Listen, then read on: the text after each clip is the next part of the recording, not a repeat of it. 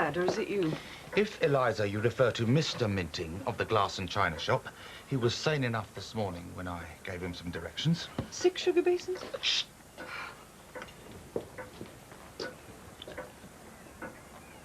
Go away, Parker. Silence is a woman's best garment.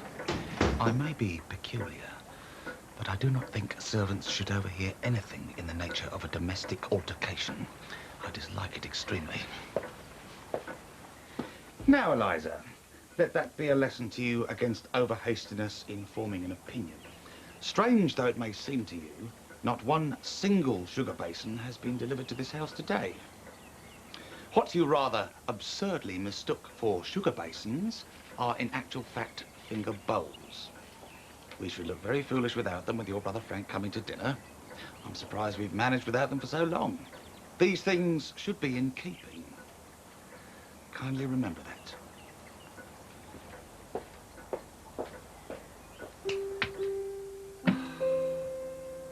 Eliza was in one of her rather obstinate moods this evening. Very obstinate, in fact. She said when we had the Prince of Wales and the Shah of Persia coming for dinner, it would be time enough to think about finger bowls. What was really needed in the house was, apparently, a set of pie dishes. Her suggestion that I take the finger bowls back and change them, I treated with the contempt it deserved. She felt it was throwing money away on things we would never use. I had to explain to her that we should use them every night and at breakfast, for that matter. I think they lend the table rather a West End air.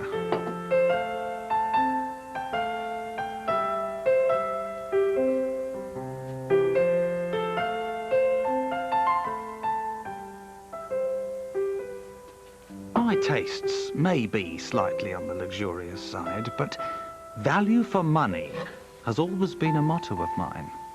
And as I said to Eliza, these are clearly articles of value.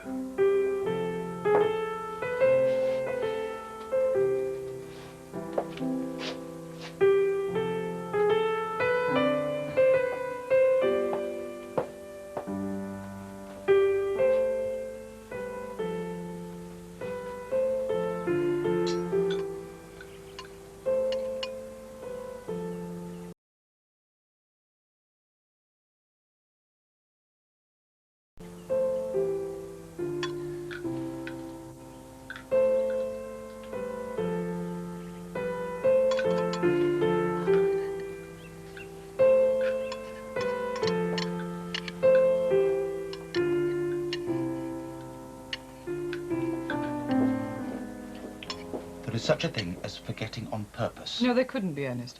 What?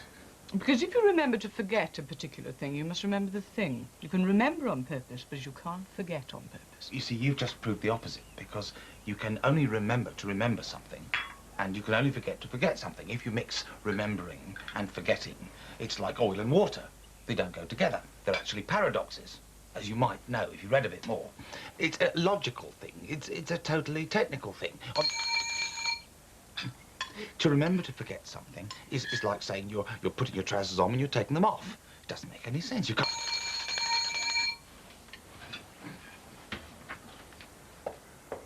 Parker, there are some sundry household matters I wish to discuss with you. Parker.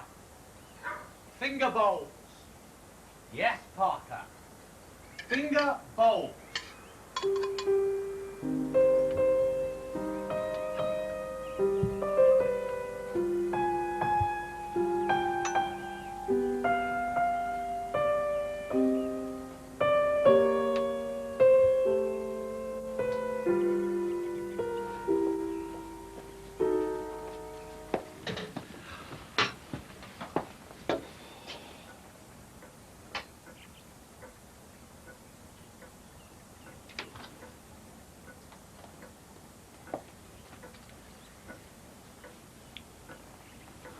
I can take a joke if I see the necessity for it, and I can enjoy it afterwards. But when a servant exceeds orders and does a foolish thing, that is not a joke, that is the beginning of the end.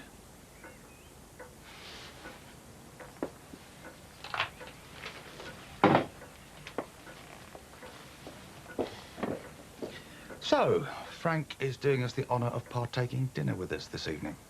I thought you didn't like Frank. Is he still troubled with pimples?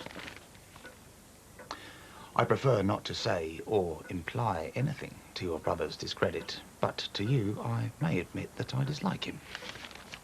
Extremely. If he were not your brother, I should say that he was the nasty, flashy type.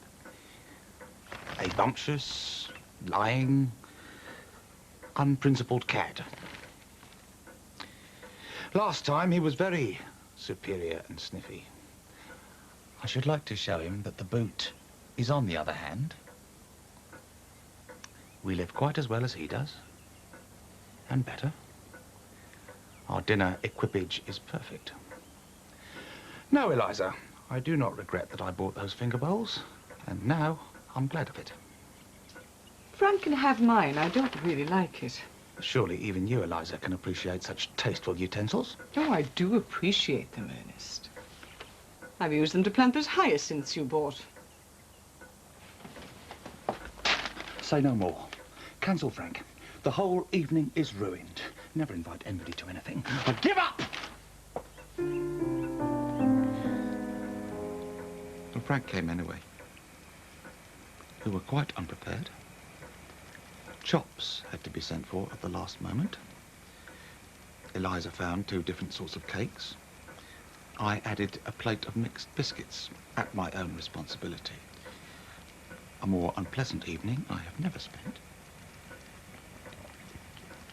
Among other things, Frank asked why I didn't get some finger bowls.